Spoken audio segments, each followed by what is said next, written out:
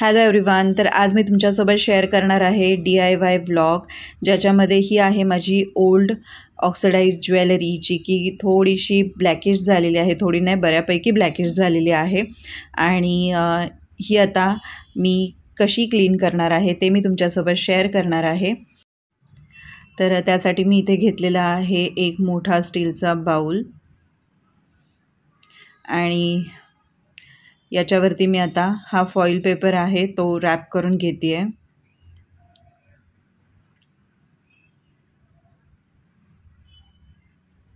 तर अशा पद्धतीने आपल्याला हा फॉईल पेपर बाऊलला रॅप करून घ्यायचा आहे. त्यानंतर मी ही सगळी ज्वेलरी त्याच्यामध्ये टाकते आहे.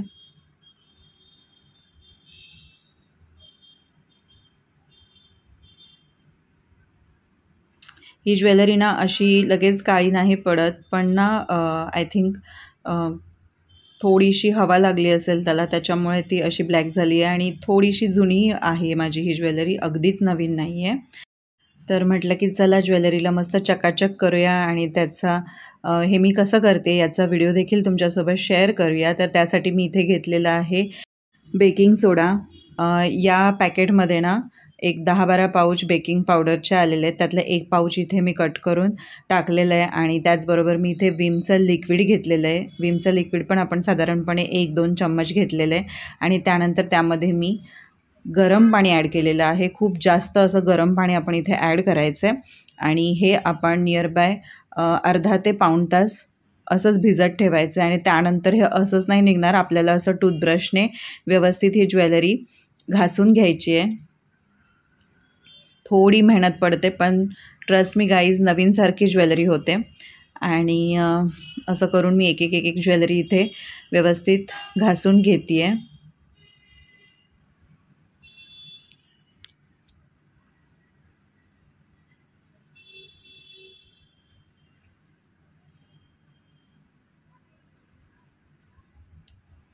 आणि इथे तुम्ही लगेचच बघू शकता, अजून मी स्वच्छ पाण्याने तिला वॉश केलेलं नाही आहे, पण या साबणाच्या पाण्यातच तुम्हाला इथे लगेच फरक जाणवेल की बऱ्यापैकी ज्वेलरी क्लीन झालेली आहे.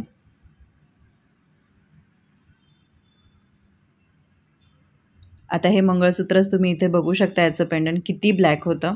आणि मी आता इथे त्याला व्यवस्थित घासल्यानंतर लगेच फरक इथे तुम्हाला जाणवत असेल.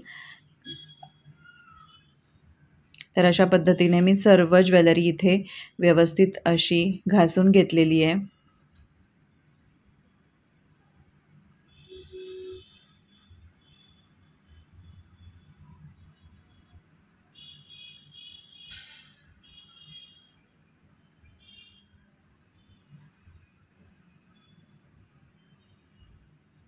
तर इथे तुम्ही क्लिअरली बघू शकता की किती फरक पडला आहे ज्वेलरीमध्ये.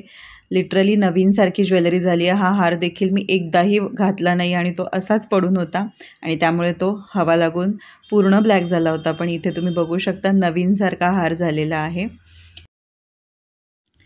तर अशा प्रकारे मी इथे ज्वेलरी स्वच्छ धुवून त्याला पुसून घेतलेला आहे. आणि एक 5 मिनटं आपण याला व्यवस्थित फॅनखाली सुकवून घ्यायचं आहे, जेणेकरून ती बिलकुल पण थोडीशी पण ओली नाही राहिली पाहिजे, नाहीतर ती परत ब्लॅक पडेल. आणि अशा पद्धतीने ड्राय झाल्यानंतर आपल्याला ही ज्वेलरी प्लास्टिकच्या हवाबंद ज्या बॅग्स मिळतात ना, त्याच्यामध्ये स्टोअर करून ठेवायची आहे, जेणेकरून ती परत ब्लॅक नाही पडणार. आणि जेव्हा कधी आपण या ज्वेलरी वापरतो ना, तर लगेचच आपण त्या प्लास्टिक बंद पिशवीमध्ये नाही ठेवायच्या. थोडा वेळ, एक 5 ते 10 मिनटं त्याला मोकळ्या हवेमध्ये ठेवायचं आहे, आणि ड्राय झाल्यानंतरच मग आपण त्याला पॅक करून ठेवायचं आहे.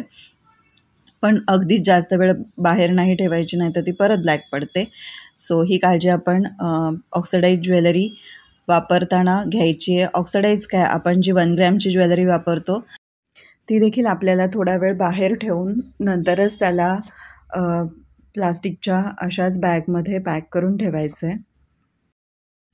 तर इथे तुम्ही बघू शकता, मी इथे प्लास्टिकच्या बॅगमध्ये ही ज्वेलरी व्यवस्थित अशी पॅक करून ठेवलेली आहे. तर तुम्ही देखील अशा पद्धतीने ज्वेलरी जर स्टोअर केली तर नक्कीच तुमची ज्वेलरी लवकर ब्लॅक नाही होणार. तर आजचा हा ऑक्सिडाइज ज्वेलरी क्लिनिंगचा DIY व्लॉग जर तुम्हाला आवडला असेल तर व्हिडिओला लाईक करा आणि तुमच्या फ्रेंड्ससोबत नक्की शेअर करा. आणि अजूनही तुम्ही माझ्या चॅनलला सबस्क्राईब केलं नसेल तर असे छान छान व्हिडिओ पाहण्यासाठी चॅनलला सबस्क्राईब करून ठेवा. तर चला मग भेटूया माझ्या पुढच्या व्हिडिओमध्ये. Till then be happy and be bright. Bye.